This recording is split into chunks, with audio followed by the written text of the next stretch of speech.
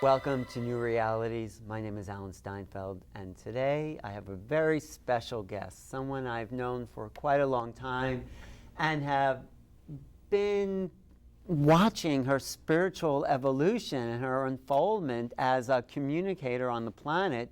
She's a good friend of mine, Allison Carmen. Thank you for being here, Allison. Alan, thank you for having me. And what's so exciting about Allison is that she's just written a book. It's sort of like the every person's guide to American Zen. It's called The Book of Maybe. And maybe is your key phrase into your own spiritual path. I mean, I love how you start the book. You were I was addicted to certainty. You were addicted to certainty. Yeah. And certainty, the idea of certainty was in a way destroying your life. Absolutely. I just needed to know. I wanted to know. I wanted to know what was going to unfold in my life. I wanted to know if my husband would always stay with me. I wanted to know if I was going to get a promotion at work. I wanted to know if my stocks were going to go up. I wanted to know if my parents would stay well. I wanted to know I'd be safe living in New York City. And when you have all these wants, you start to write stories. You start to write stories about how life needs to be for you to be happy. And you start to control life. You try to in your mind, but what happens is life is uncertain. There's always the unexpected. So I'd write these stories, and then life would give me something else. And how did you feel when things didn't turn out the certainty that you...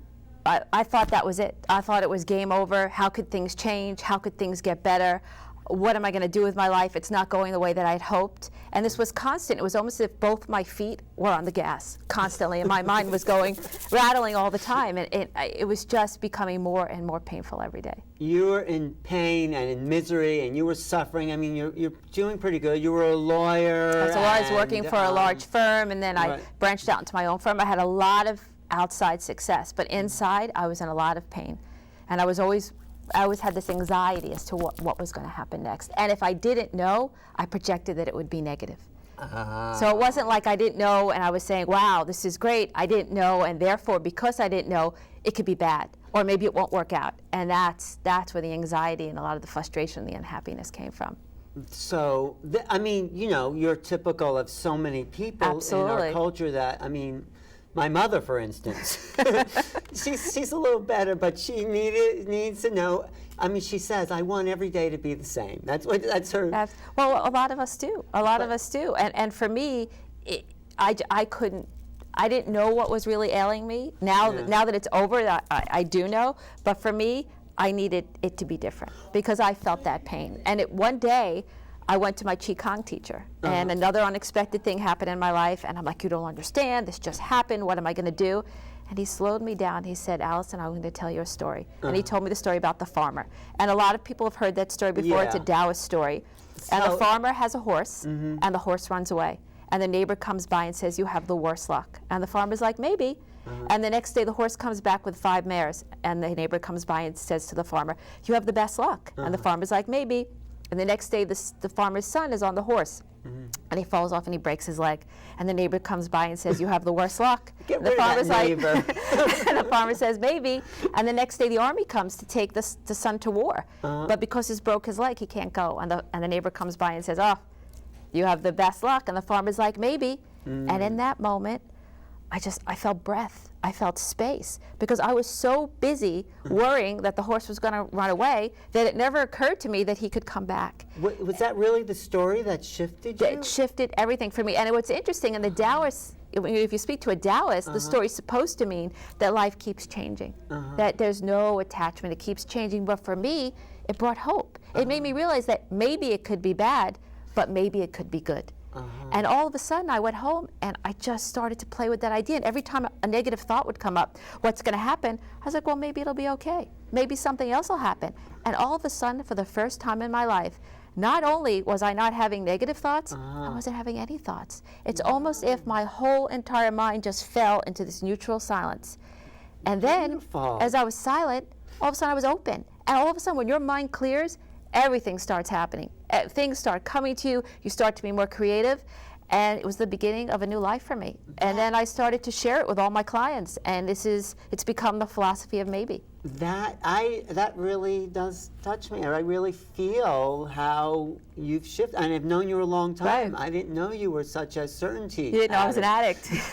But I didn't also know that you had this awakening around maybe, Yeah. and it's really beautiful the way you relay the depth of that transformation. I mean, it's so simple, but yet I can see something switched in your brain and your thinking, and a new world opened up to you. Yeah, and I almost look at it almost like I have a maybe mind. A maybe mind. A maybe mind.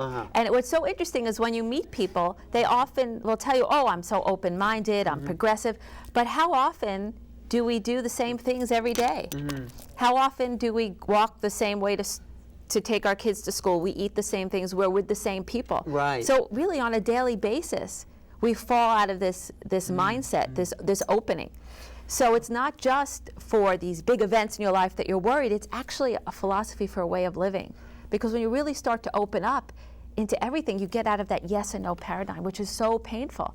And so if you're sitting at work and you commit, say, I'm going to have the maybe mind today, something might happen, an idea might come, and instead of that knee-jerk reaction, oh, that didn't work last week, that didn't work last month, that'll never, well, maybe. And when you just say that word, the mind opens. So you've written this book. Yes. And the book is this whole philosophy, which is very mainstream, very exciting, that people, so is that simple? Do I just say maybe? I mean, you have techniques and exercises in the book. Absolutely. So what do I do when I am worried about a certain outcome? I don't just say, well, maybe it'll be okay, maybe it won't. But the interesting thing is sometimes people get into this huge dialogue, maybe this, maybe that, but the idea is actually just to get into that space of maybe. So cognitively, the first thing you could ask yourself is, am I absolutely certain what I'm projecting is going to happen? So you look at what's worrying you. Am I absolutely sure that 100% that I'm not going to, that my job won't work out, or the project will fail, or my kid won't find their way, and they won't make friends again? And once you ask yourself that cognitive question, most often we're not absolutely certain, right, that this thing we're fearing and projecting is going to happen. So what else is there? If this is uncertainty, right, and this fear, this negative projection can't quite fill up the entire circle, what else is there? There's this idea, there's this maybe. And what the maybe does, it allows you to kind of shift your body and say, okay, well, maybe this is not the only thing that could happen. And then you just take a breath in, and you're like, wow, maybe. It opens up possibilities we haven't thought of before for them to arise. Absolutely. And if you think about it, this whole idea of positive, negative thinking. If someone walked into my office when they were going through the worst problem in their life, and I said, oh, just be positive. It's so hard for people because they're having this negative experience. They have this goal or this desire, but they're having this negative experience. It's almost like positive thinking is like holding your breath. And then so these you're negative not just things. saying don't be positive, don't be negative. You're saying float. Yes, but you could have a goal, but what happens when people try to be positive, but they're afraid of uncertainty, the negative is going to beat the positive down. But with this idea of maybe, you could say, well, things can transpire in many different ways. Life can unfold. I can want this, but maybe I'll have to go to the left. Maybe I'll have to go to the right. There are many ways we can get to one place. So let go of our fixed idea. Our stories. Our stories. Of how life will unfold. The whole thing. Let go of the whole story. Right. But not the goal. You can have a goal. You can want to become, rich and famous. Rich and famous. You can want to become an attorney. You could want to find someone you love. It's how it happens. That's where we get stuck. It's not the hope that kills us. It's the attachment of how we're going to get there. But you have a great story about being fixed on being a lawyer, and then you didn't get into a law school, and then you got into this, and that's a good story. Say that. What happened for me is that because I was so addicted to certainty, I needed to know what was going to happen. So I had picked a law school. I was going to go to law school at NYU, and it made me feel good. I said, okay, I'm going to go to this school. This is going to happen. I'll get a good job. I'll meet a nice guy. Life will be good. I'll have kids, and I'll be successful. And it actually happened to you. Right? But that was my story. And it held me for a long time because it was so far over here. For a long time, it was like, what's ever happening, it's going to be good because I have this goal and this. The balloons are going to come down, the confetti, and life will be good. But what happened was I was in the city the day that a lot of the law schools had, given out their acceptances. And my father, I called my dad on the phone, And he's like, you were waitlisted at NYU. You didn't That get just it. devastated.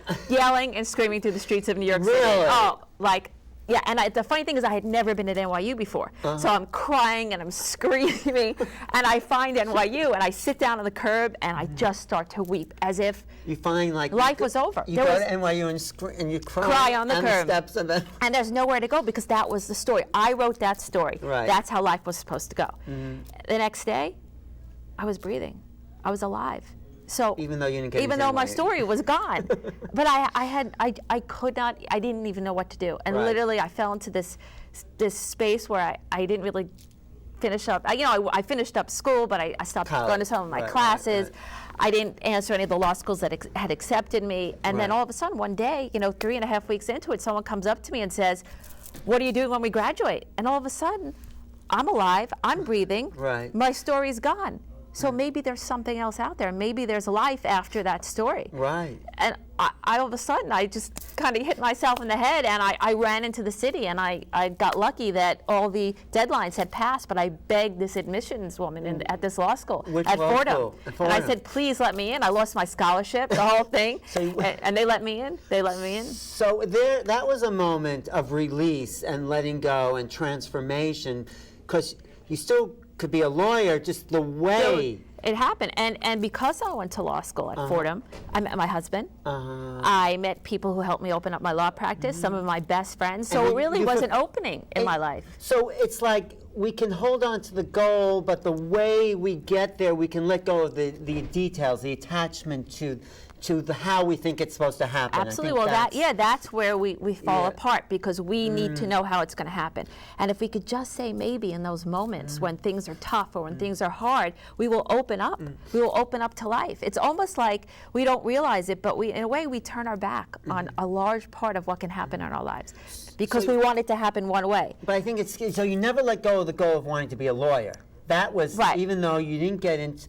So I'm Right. just trying to integrate Well, for that moment, I was a little confused because there I was living without the story. I was Right. so fixated on the story, and that's what happened. People, the minute it doesn't happen the way people want it to happen, That's certain. they're lost. It's never going to happen for me. I'm never going to So achieve what my do goals. you tell then people if they have that kind of I say there's disappointment? maybe. I say there's maybe. I say Maybe there's, it will happen. Maybe it will. Maybe something else will happen. Just take a breath in this moment. As long as you have breath, you have maybe. And sometimes I tell this great story about this king. I don't know. Do you ever hear the story about the king and his friend? No. There's a king and he goes hunting, and the king cocks his gun. No, the servant cocks the gun, and the king shoots, and it blows his finger off. And king's finger. The king's finger, and the king's like, "You blew my finger off," and the servant's like, "Maybe it's good." He goes, "How could it be good?" He goes, "My finger, it's gone," and he threw the servant in jail. And a year later, he's hunting in the woods, and these cannibals catch him, and they're about to eat him.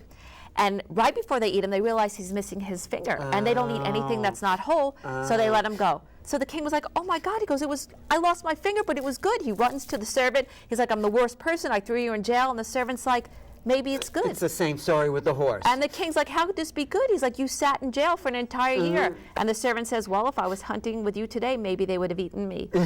And that's life. We don't know. Sometimes something looks so bad. Maybe it's not, or maybe it'll get better. Or maybe it looks so good. No. Well, but there's also an element too. There's like we just have to be careful with our attachments. We don't just want to go one way or the other. We want to keep the middle path, as middle Buddha path, said. but with hope. What maybe does allows you to be neutral with hope. It allows you Is to- hope okay with maybe? Absolutely. It is? It's- Hope doesn't push you over into like one side of maybe? But maybe is hopeful, because think about it, we're all worried, we're all stressed because life's not working out the way we thought it would. But with this idea of maybe, well, maybe it will, and there's something so hopeful about that. There's nothing wrong with hope. It's our attachments that make us suffer, how things have to happen. You know what's so beautiful about your book is that people can read it who don't have any spiritual orientation, and they could expand their minds, Absolutely. new realities, to Absolutely. possibilities that take them out of the box of their own limited way of thinking. Absolutely. And so I think your book is very, very mainstream in helping everyone actually open up spiritually. Absolutely, because you could go into no thought. Yes. And it's funny, what no thought. So most people come into your show would think no thought would be tranquility, peace, higher Right. consciousness. But there are people out there, no thought is not worrying about business. Right. No thought is being able to enjoy a day with their family and not be Right. thinking about money. So this idea of no thought maybe allows you to go in this place of no thought without meditating, without Right. doing anything other than just engaging in this idea of maybe. Because you're recognizing at that moment that things might not happen as negatively as you're projecting. And in that moment, you just open up I was just to gonna say, all your yeah. possibilities. I was just going to say you're a great communicator. Now it's maybe. No. Maybe it's No, you maybe. are. You really can. I get when you're talking about how simple it is to shift one's idea of certainty, because there is nothing certain. I mean, you know, I mean, the awful example is people sitting in the World Trade Center at their office and like absolutely. never suspecting. It also makes every moment count. Absolutely. In a very beautiful way. Absolutely, but it allows you to come back to that moment, to realize that whatever you're worrying about, maybe something else will happen, maybe it'll get better. It allows you to just stop those thoughts and come back to the present, but also allows you to achieve. Because when you're not thinking that one thought, you're opening up to all your other thoughts. It's almost like if I said to you, there was a bird in the sky, and I said, Alan, what do you see? And you would say, I see a bird. That would be a linear thought. A maybe thought would be, I see the sky. And in the sky, I see the clouds, I see the bird, I see the stars, I see everything. A maybe thought. I Yeah. like that. So when you open up, life is so we expansive. stop focusing on the This one way.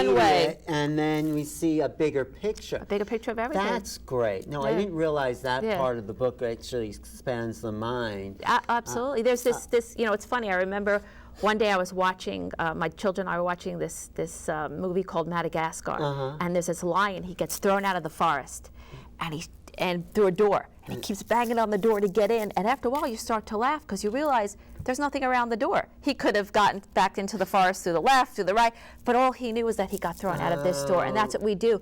There's like almost like a door in front of our faces, and we can't see everything else. But the minute we pull that away, Right. A teacher I had, expands. he said, okay, he did an exercise. Imagine there was a wall in front of you, you know, and just imagine that. And now you have to get beyond that wall. What do you do? Most people build a tremendous wall in front of them, and they say, can't get beyond the wall. But you can create a wall that you can step over. if you know? pull away the door, Yeah, you can go to that's the right or the left. I That's mean, there are right. so many places we can go So in life. that's what maybe does. It expands. Expands. That, and you also have another great story about the guy on the street. That's a beautiful story. Can you tell that? Because Oh, that's absolutely. really. I think what's interesting about that story is it was a very pivotal point in my life because I was doing so well with all my business clients and maybe, and they were all having so much economic success that when I met this homeless Yes, you person met on the this street, I was like, I am going to help this homeless person with Okay. maybe. With And maybe. With maybe, Okay. but I was certain with maybe. Okay. And so the first time I met him, I was like, you know, it's really nice to meet you. His name was Robert. And he was just on your street. He was just on the street. He used to beg on 8th Street. Okay. So when I used to drive in my car, I used to give him $1. And when I used to, on the street, I used to speak to him. That was kind of our deal. So I said, Robert, how can I help you? I'd like to do something for you. He says, I'm an artist. I said, I said, let me buy your art. He says, okay. He goes, meet me here next week, Monday at 2 o'clock. And the surprising thing is, he would meet me Monday at 2 o'clock without his art. And he would say, I said, well, where's your art? Oh, the police, they took my art, it rained, the paintbrushes, you know, every excuse under the book. But every Monday he would meet me at 2 o'clock. And this went on for a few months. And after a while, I'm a maybe person, so I kept thinking, maybe he'd bring the art, maybe he'd bring the art. So after 2 months, I was like, Robert, not sure you're going to bring your art. What did you used to do for a living? He told me he was in construction management, and he offered me his resume. He said, I'll bring you my resume. I said, okay, let's meet. Let's meet next week. Sure enough, we met the week. He didn't have his resume. This went on for another 2 months. So after a while, I'm thinking, okay, I'm not really sure why he's meeting me, but nothing really was coming out of it. And so then I called my friend who was a homeless advocate, and she was basically telling me that, you know, other people were probably trying to help him get off the street, and he was making his choices. And so after a while, I realized that maybe Robert was never going to bring his resume, he wasn't going to bring his artwork. Maybe he wasn't. Maybe he wasn't. So I was driving another day in Manhattan, and I saw him on a different street, on like 11th Street. And I stopped the car, and I gave him $1, and Robert said to me, he goes, I was just walking to get a cup of coffee thinking maybe somebody would give me $1. And I thought to myself, that was it. That's what Robert wanted. Robert always wanted $1 from me. And I thought that I had failed in the realm of maybe. I thought that I was so in this expansive maybe mode, but at the same time, I was trying to tell Robert what he wanted, what his maybe should be. That he should want me to buy his art, that he should want to become a construction manager. And so I thought that I had misunderstood the realm of maybe on some level. Wait, he never did want to show you his art then? He just wanted, as far as I knew at that moment, he said to me, I was walking to get a cup of coffee, and I thought maybe someone would give me $1.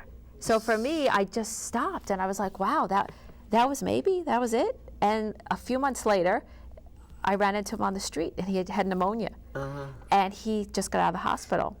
And I said, Robert, I said, it's so good to see you. He says, you know something, Allison? He goes, it's so good to see you.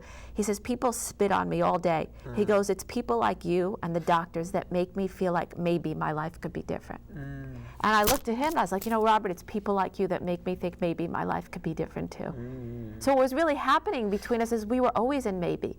My kindness, my caring gave him hope that maybe life could change. And you know what he did? For the first time, he applied for housing for him and his girlfriend because he had this hope that maybe life could be different.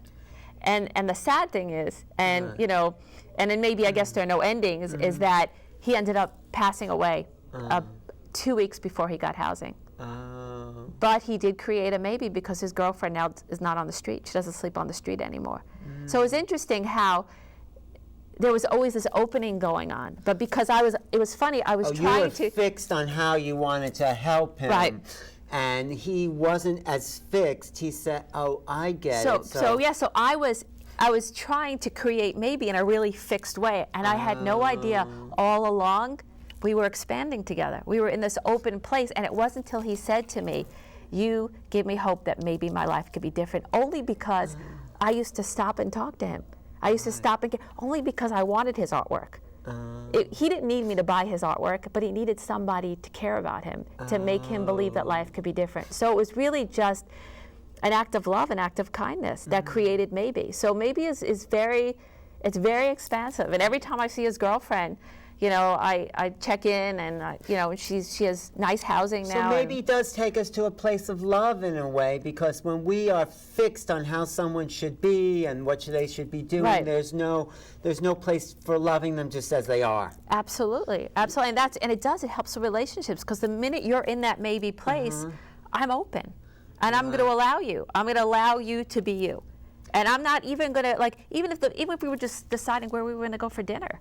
Right. That conversation, I'm just going to be open to let life unfold. Wow. Because if you think about it, if we're not living in maybe, where are we living? In a way, all our thoughts are based on yesterday, aren't they? Wow. Yeah. Aren't they all based? If you think about it, or our fear of tomorrow. It's based on what happened yesterday. Right, what we know. Right. Yes, so basically, if I come to you and I'm in that space where I'm not in maybe, everything about us is what happened to us yesterday and the day before and the day before that. You're saying. So it really takes on a bigger picture. So if I'm with you and I'm in this open space, what's happening? It's almost as if the past doesn't exist, and here we are in the present, in this open place where things can be different, or things could be exactly as they are. No, I like what you're saying, and it really actually, I just got another level of your work, because it's an expansion of the possibility. When I'm sitting with you, I think I know who you are because I've known you for 30 years, 40 years, and maybe you're not that. Maybe you're more than who I am fixing you to be. Or less. Or less. Maybe you're less. Or maybe you're more. But maybe it's just not how I think it is, which is the big thing. Absolutely. And then we're in this new place together where anything is possible, and we can create and we can grow. Without that, how will we grow? If we are not in this open place, we're just repeating yesterday. So maybe it has all these different levels. Wow. Absolutely. And it's just one simple word, and that's what's so beautiful about it. And that's why so many people could get it. I think you got something here. Yeah, maybe you do. I don't want to fix anything, but maybe. No, you do have some. Well, thank you. How do people find you and the book and your lectures and your workshops with maybe? Well, the book will be out in 2012. I have a fabulous agent. A lot of great publishers are looking at it. You could find me on Facebook at Allison Carmen, and I have a blog at allisoncarmen.wordpress.com. Allison, this has been a very enjoyable show. and I had no idea. I mean, I thought, oh, you know, we've never interviewed together, so thank you. Oh, thank you for having me. No, I'm very Thank you. happy. Congratulations with your Thank you. spiritual awakening. Thank you very much. This was great. It was. It was. I've been talking to Allison Carmen, the author of Maybe, the Book of Possibilities. Is that what it is? It's called The Book of Maybe. You're so open, you can't even remember the name of the book. I've been talking to Allison Carmen, the Book of Maybe. Look for it. It maybe will change your life. It might now. I'm Alan Steinfeld for New Realities. Thanks for watching. Email me at newrealities@earthlink.net and check my website, newrealities.com. Thank you. Thank you. Thank you. Thank you.